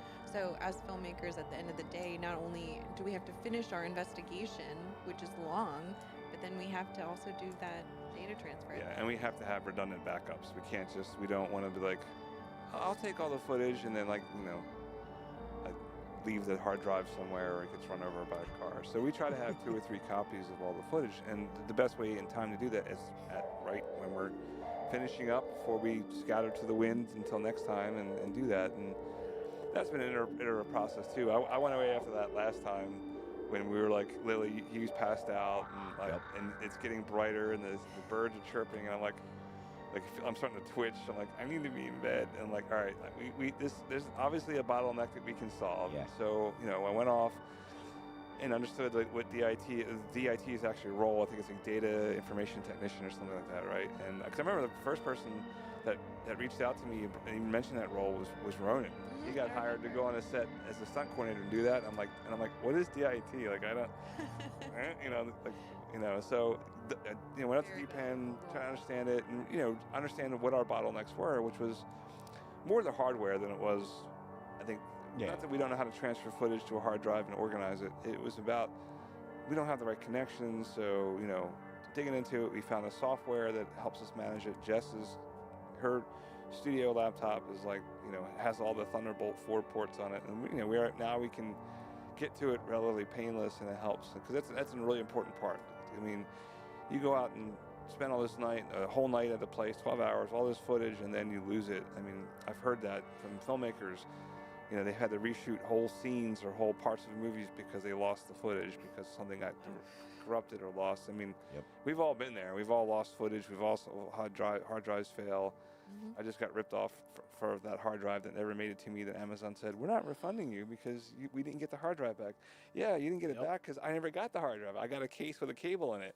Oh, no. And now I don't know what to do. I was like, all right, you know, because it was like 6 weeks ago because it sat in the staple. Anyway, I'm venting. All those batteries dying on me that one time. Well, I mean, that was the last investigation, which is from this segment we're getting ready to show. I mean, and Emily started picking up that there was something like, I mean, the way she described it was some type of insect, large insect kind of thing that was like zapping you, attached to your cameras. I mean, you went through, I mean, literally, we had to change the battery like twice before we even really started the first session, right? So, it seems like almost every time Brett turned around, he was like, damn it, my battery's dead again. Yep. And we're like, all right, start carrying batteries. And I'm like, pocket full of batteries. The clap sync. You gotta do the clap sync or I'm gonna strangle you. Yeah, it was crazy. It was for a normal battery life, I think you changed your battery twice during that time, and Brett had to change his with the same camera, the same batteries, 6 times. Yep. It was brutal. So I mean, but that was in the night that we realized. I mean, you heard Emily say it when we were watching the Estes, that she was talking to something that's not human or not there, and that ramped up. Like it became more and more obvious that there was something else there that was visiting, that we apparently got its attention. And it's like spoilers. Well, no real spoilers because we're not showing any of that footage. So if you really want to see that, see her drawing, you know, what she saw, and when it's happening in real time. Yeah, you're not seeing that tonight. You got to come out to 10:10 before we're even going to let anyone else see that stuff, because that's what we're building up to. So, so Brett, having now done the Estes method a few times, you've tried it. Now you on camera. You've seen the footage. You've seen it. What's your take on the experiment, and the way that you and Tim did it? Like, how do you feel it went? I felt it went very well. Yeah. It was nice and controlled, and the questions that Tim asked actually lined up with some of my responses. Yeah. It's kind of in some uncanny ways. Yeah. And there's something that happens to me. You're gonna have to find out. And that whole session is probably like 45 minutes of footage that we have edited multicam of you guys doing it, and we're only showing you like a highlight, like a 5-minute, reel, I guess you could say, of this. So it's some good moments. Next time some of my favorite moments on set. Next time we do the Estes method with me, I would love to be hung upside down by my feet. Jeez. And just swung. Put you in an adult diaper too. Yeah. Chris, you can get us the scaffolding, right? Yeah, but I'll hook you up with some scaffolding. We can hang upside down. Not a Yay! All right. Well, I think we're ready to take a look at this clip. We've talked about it long enough. So this is the, continuing with the.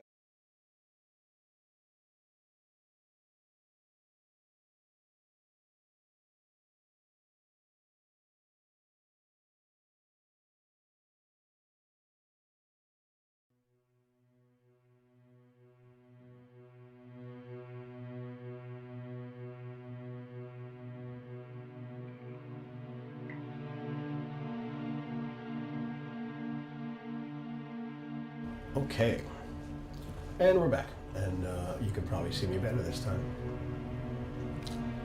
So Brett is still listening to the spirit box in the Estes mode here, and I am talking to the air, just in case. It does not. Please, suffering? I thought I heard a beeping. Love?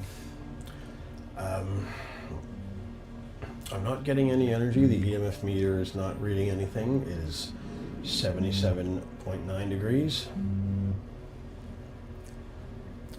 Now, I do know that occasionally there are shadows up here. Overdrive on 1. Again, we're not trying to annoy you. We just like to communicate with you. Baby, you see that? Conversate your sound? What? I mean, we'd love to get your story out there. Babe. You know, there were a lot of great performances here and great performers. Maybe there's something that you'd like to remind us about. Rigging and taffy?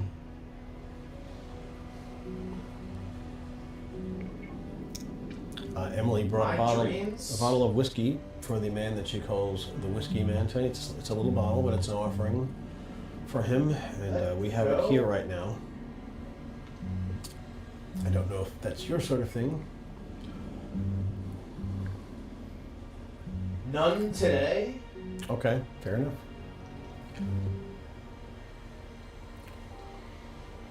Is there a particular time that you are usually around in here? I want.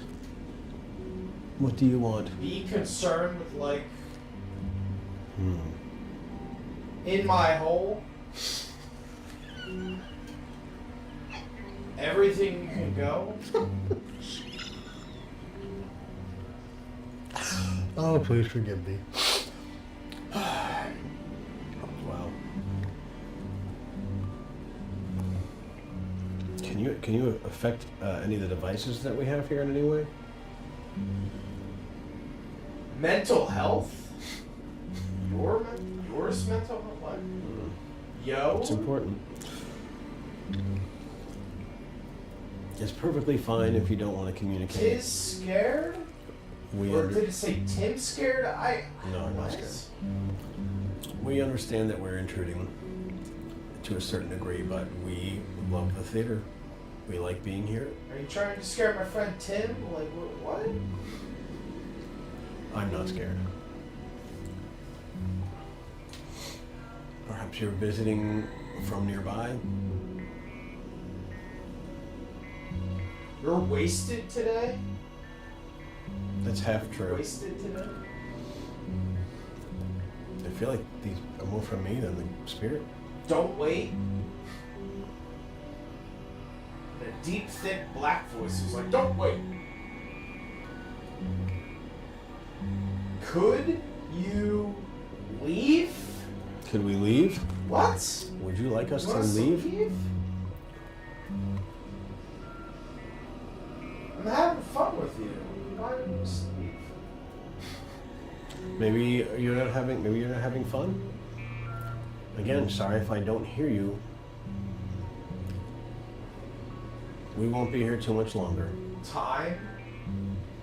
3 o'clock we'll leave? Well, we'll leave this room at 3. Out of here? We'll be out of here.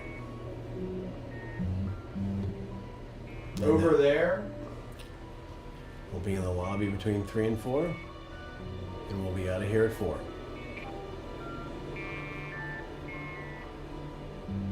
Will that make you happy when we're out of here?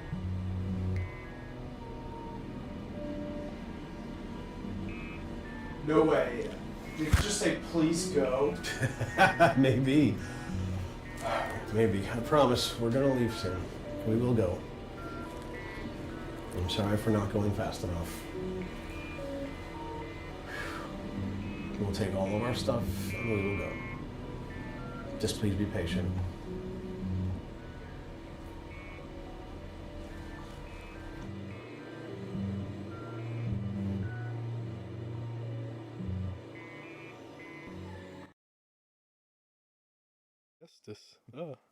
Well, it was also hilarious to the point where I had to pick up and move the director's monitor and Alex and the rest of the crew and put them in the dressing room behind the stage with the door closed because it was like They were laughing way too hard at some of the stuff. I mean, that again, that's there's a 45 minutes of that, where there's times where there's really just you're in sync with something, and times it's just the ridiculousness just coming out. Yeah. And Tim just playing with it, I mean, you were again when you're in those headphones and the blindfold, you don't know what's going on. Like I came in and out of that room like 3 times while you were doing that because I had to fix this and fix that, and it was like, it's just you get sucked into it, and we saved some really good stuff that we're not showing. We didn't show tonight that we're going to show on the 1010, which you kind of teased, but we're not going to say. Yes. They come out the 1010. So let's just say it links up with other footage.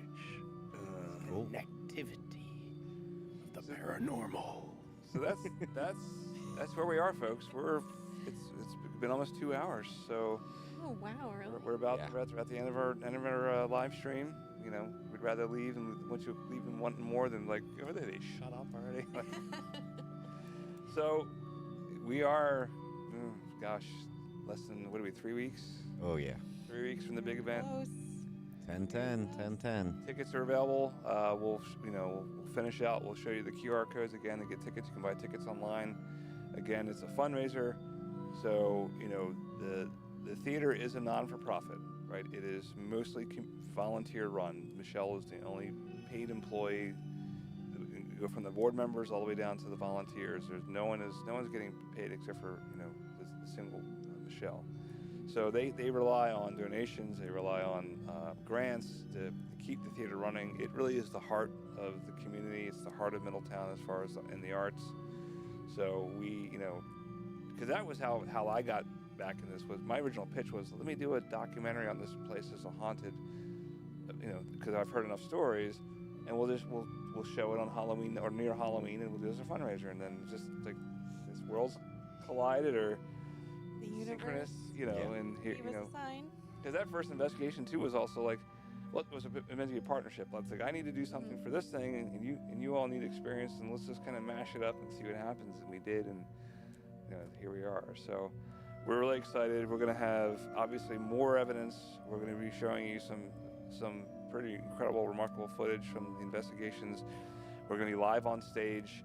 We'll be answering your questions. We're going to actually demo the God helmet, and Emily's new spiritual defense deck is going to be literally coming off the boat next week. Yes. And we'll be there and for purchase as well. She's going to demo that live on stage. We're going to have the tripwires set up and on the stage and doing that. And we're going to have raffles, right? We're giving away a whole bunch of goodies. Black Hat Films has donated a bunch of stuff. Trimungus is donating a bunch of stuff. We've bought stuff for this. We have $13 mystery bags, right? Yep. That Emily and Alex put together that have what's in it. Maybe it's a mystery. Maybe you'll get a ghost in a jar. Maybe you'll get a handful of sand. I don't know. $13, it's worth it. Put it in your hole. Yeah. In your hole. In my hole. In my hole. We'll have merch. You saw Jess. She was wearing our limited tour style T-shirt. That's for the event that you can only get at the event on 1010. We're gonna keep talking about it. If you haven't liked, subscribed, or shared any of our stuff, that's how we're getting the message out. So please follow us on our socials, on our YouTube. That's how we're getting out there, right? Yeah. And come experience it. We want to talk to you. We want you to come be in this haunted theater. Yeah, come into the haunted theater, meet the whole entire team. We're going to show all kinds of evidence, and we'll be there to answer your questions and connect with you, which I think is the coolest part of being able to do this in-person event. Yep. How many other filmmakers, are getting that opportunity to show what they've been doing and connect with a real audience. Yep. So it's going to be special. And we're setting it up to be interactive, right? We're not getting up there and show stuff for an hour, 2 hours. It's like I'm going to be up there as playing MC, asking, trying to get the audience engaged. I'll come out and smack people if I have to. We got the holy water and like exorcism cross. Rocky Horror Picture Show style. Yeah. Bring up the virgins. And more likely the next time we do this live stream will probably be after Halloween. We've got a very busy October ahead of us, not just for Astral Paranormal, but for as filmmakers. We've got lots of projects that we're involved in. Chris, you're deep in pre-production now for your next big project. You're part of your anthology series. Yeah. That's I know shooting in November. We've got other things. We've got the Delia for Delia with Love project. Where can we find your next project, Chris? You can find pretty much all our information on our website, blackeyefilms.com. We're running an Indiegogo right now for Fragmented Mind, and that is going to be at links on our website. Follow us on Facebook; it's there too. I think it's bit.ly/Fragmented Mind is the short version of our website for the Indiegogo, so you can visit it there. And we got some cool perks on there. We've got one that we're pretty excited about that nobody's bought yet, and I don't know how. Buy it. I want to buy it. You can come on set. So we're gonna be shooting for a couple days in Glassboro, New Jersey, and you can come on set and throw a whole bucket of blood on Ron Black. Yeah. I mean, I get to do it for free, and it's pretty exciting. I would definitely pay for it.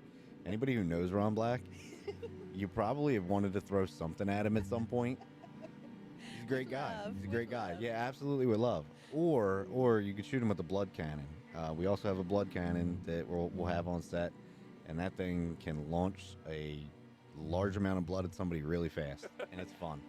As we've seen with Sammy and Ron as well. Yeah. We will film it, and we'll put the footage on, some behind the scenes stuff on the DVDs and Blu-rays for everybody to watch, and I think it's one of the more unique perks that I've yeah, it's definitely a very unique perk. How many directors out there are like, yeah, I'll let you come and throw a bucket of blood on me on my set while I'm trying to work? Like, nobody's doing that. Only Ron.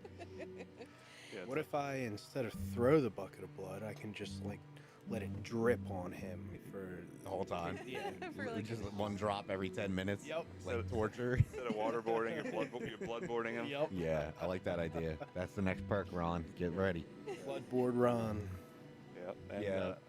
That's exciting, and we'll we're gonna be joining you on set for that, helping you out on lights and sound, and We'll also be filming at that same set. We've got a smaller thing that we've got to film for Montavious Parker. Oh, right. Okay. He's doing a a micro short. I think it's going to be like 2 minutes long. It's like 2 pages script. So hopefully we'll be able to fit that in somewhere early when we get there, and that should be pretty cool to do. He's got a pretty good story. It's written out really well, and he cast somebody pretty good for it. If you follow us on Facebook, you'll probably see that. So that'll be exciting. And then for Delia with Love is the other thing we're going to be working on, which definitely follow their Indiegogo. Give them some money. That helps to pay everybody that's there for both projects. $25 is plenty. If you want to give more, we're happy to take it, and you put it to good use. Everybody needs to eat. Yes, help feed the crew. Yes, we all need to eat, and it'd be great if we could pay a bill or two every once in a while. Yeah. So. No, yeah, it's again, it's out of the passion, the pure love of it, because they're long days. So yes, the food is nice. We need it. That's how we get through these days. Yeah, it's the only way we're getting through it is by eating a lot and drinking energy drinks and other such things. So please support my Monster energy drink addiction. I need help. Monster Energy needs to be they one need of to our sponsor me, sponsors. right? Just Chris needs just a me. I'm sponsorship good. for Monster. Get you the jacket. Yeah, I'm ready. You drink too much of that, turn into a monster. I hope so. That's what I'm hoping for. I'm gonna get a tattoo, Monster logo. I'm gonna go run through some walls, break some drywall. Like the Kool-Aid Man. Yeah. All right. Well, the next time we see you, or on our live stream, it could be the holidays. I mean, gosh, you think about it. The year's going fast. But if you're local to the tri-state area, You gotta come out, you 10/10. can come see us on 10/10, live in person. Yep. Absolutely. So on that note, I think we're gonna wish you all a good night. Thanks for those of you who tuned in and stayed with us the whole 2 hours. I know we had another little bit of a rough start, but that's the nature of these live productions. It's not like we're just throwing up a web camera, and there's literally 6 cameras plus all this stuff in our studio that we had to make happen. So we appreciate your patience and sticking out there with us. It's only gonna get better. We got more things planned like this. Eventually we are gonna be taking it out on the road and doing an actual live multicam broadcast from an investigation. So that's something that, you know, I've been wanting to get back to since the Shanley in 2014. This is the last time I've done it. So we're gonna do it again, and we got some things to figure out before we go biting off that. Yeah. You know. Right. Anyway. Don't forget Delco Horror Haven. Yep. Next weekend. We'll be there. Saturday, if you want to stop up at New Jersey Horror Con, Ron and myself will be there. Swan and Dine is playing there, I think at 2 something for their film festival. Yep. And yeah, come on out, see us. Yep. And then interact with us. We'll all be there. And then, you know, the Everett has lots going on. The Manhattan Short Film Festival is Friday and Saturday night at the Everett. I'll be working the Friday night part of that. Delco Horror Haven on Saturday and Sunday for our screenings. And then we've got our Halloween night event. We're doing the Indie Horror Short Showcase sponsored by Trimungus. So we've got Swine and Dine. We're going to have Mama Rose's Pound Cake. We've got A Night In. We've got Attack of the Killer Childhood. We've got Amityville Barbie. And that's just the appetizer, because at 9 o'clock we're showing the original Poltergeist. And then at midnight we've got Rocky Horror with a full live shadow cast. Awesome. With party favors and everything. It's going to be an awesome time. We did it last year, and we're excited to do it again. And you know, so come on out. If you don't have plans for Halloween night, come out to Everett. Yeah. Have a good time. So my name is Mark. Thank you for joining us. Thank you to Chris and Alex and Jess and Tim and Emily and Brett and Ed and all of our crew, and Amanda. Yes. For coming out. She's not part of our regular crew, but she's. And can we cut to the control room? Backstage control room. Yeah, let's go back to the control room. Say goodbye to everybody. There's goodbye. Tim, there's Amanda. There's Everybody Jess. working so hard to make this all come together. Thank you. Appreciate it. Yeah. We appreciate you guys. So all right, we're gonna put up the I don't know if we're playing the trailer again, but I know we're gonna put up that end card with the tickets. QR code. We're gonna play the trailer one more time, and then we'll go ahead and at the end of the trailer, there's the QR code for the tickets. All right, we'll leave that up for a minute or two, and then we're out. Good night. Till next time. Thank you for watching.